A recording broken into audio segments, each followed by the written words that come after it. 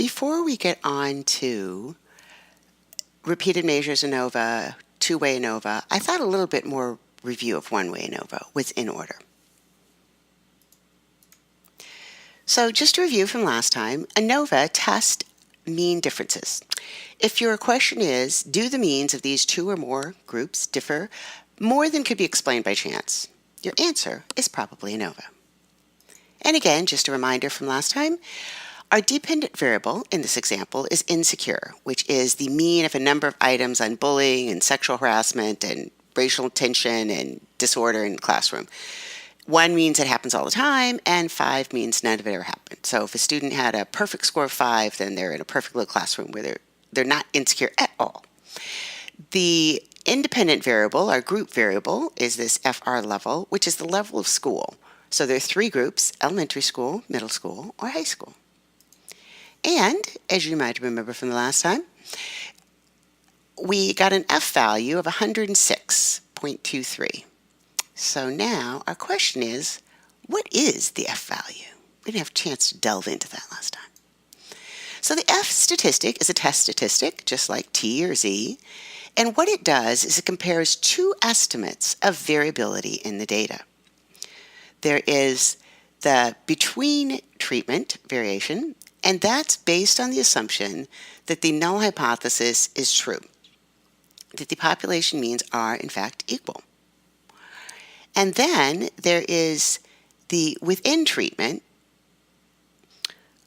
or error or residual variation, and that's independent of the null hypothesis.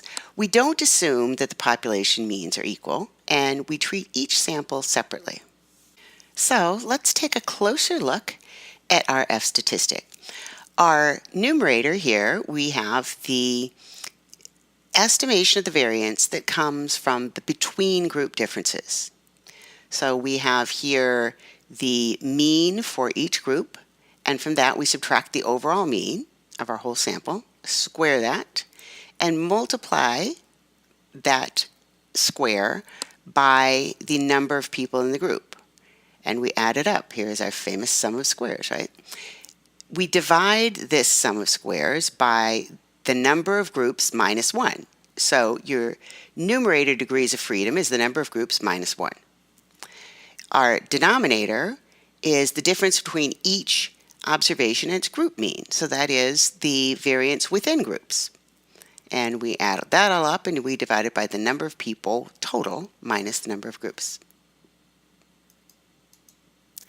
So just to look at it a little more closely, this little sideways W thing here with the Greek letter S, it means the sum of. The N sub J is the number of subjects in group J, so the number of subjects in each group, multiplied by this X bar sub J is the mean of group J, and subtracted from it is the mean of your whole sample, so the overall mean. And that's squared. K is the number of groups, and I would be the ith person. So for group number 1, say we add up all the people, say there's 50 in it, so from the first person in group 1 to the 50th person in group 1, we subtract from their score the mean score for group 1, square that. So it's exactly like when you'd get the standard deviation and the variance, right? The variance, you're just subtracting the mean from the individual scores, squaring it, divided by the number of people minus 1. Well, here you're doing that for all of the groups. So if you think about that formula for a moment, just think about it for a moment. A negative F is impossible. One of the things I would like you to get out of this course is in your future career not to look stupid, not to have people say, oh my God, where did that person get their PhD? So if for some bizarre reason there's a typo and you show that you have a negative F in something, you'll know that that is clearly impossible because the numerator here is squared, right? You have something squared and multiplied by n. Well, n can't be a negative number. You can't have a negative number in your group. And when you square a number, you're going to get a positive number. So there's no possible conceivable way that f can ever be negative. F less than 1 is possible. It happens sometimes. You definitely would accept your null hypothesis in that case, because what that means is that the variance between the groups is even less than what you would expect given the variance in the population. Also, there is not just one F distribution. Unlike with a z-score or a t-value, you look up the value got for z or t, and there you go. There are multiple, many F distributions.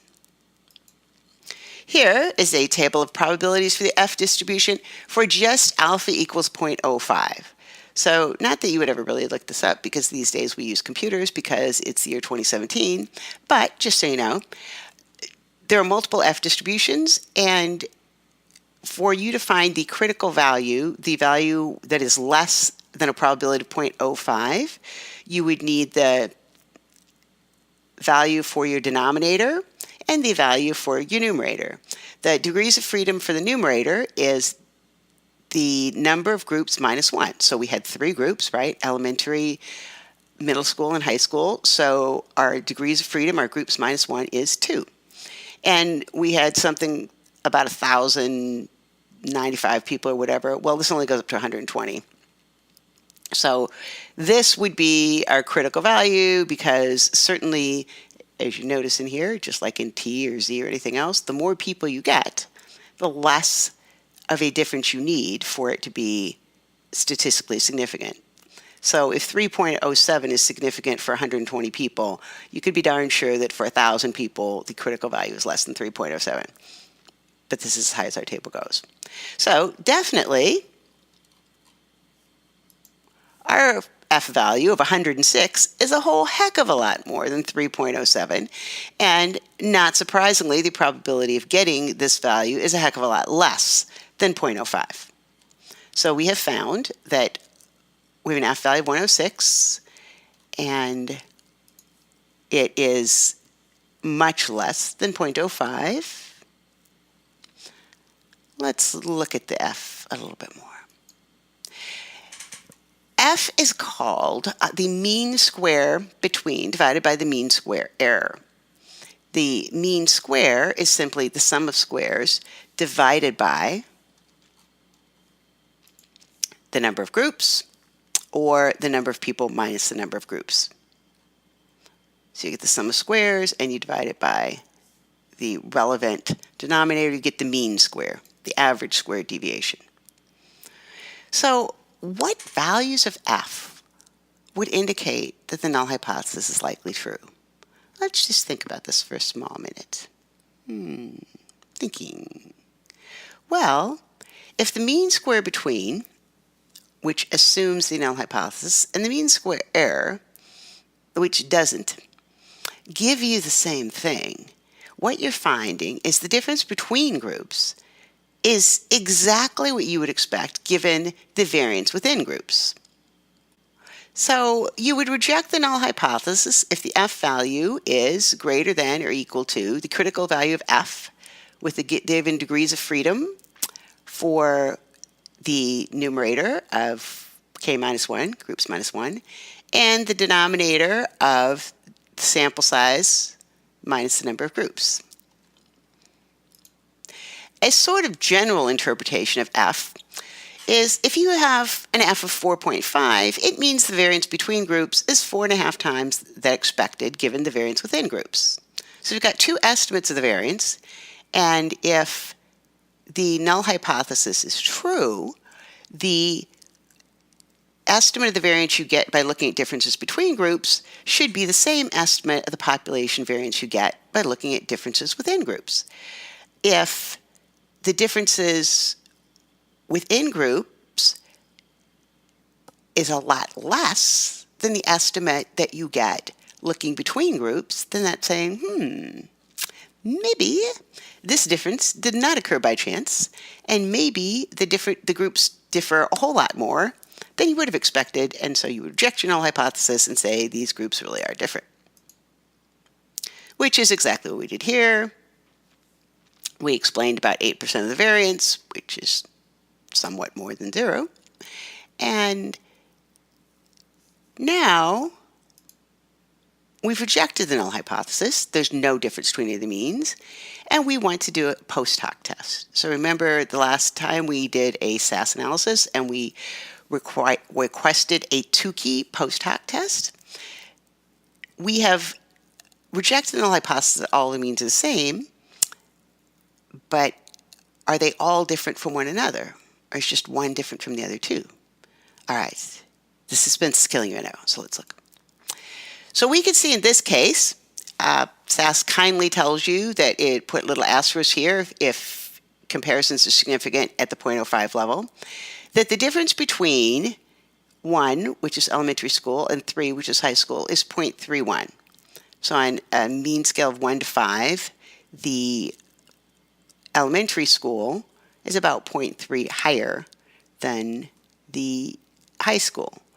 And it's about 0.47 higher than the middle school.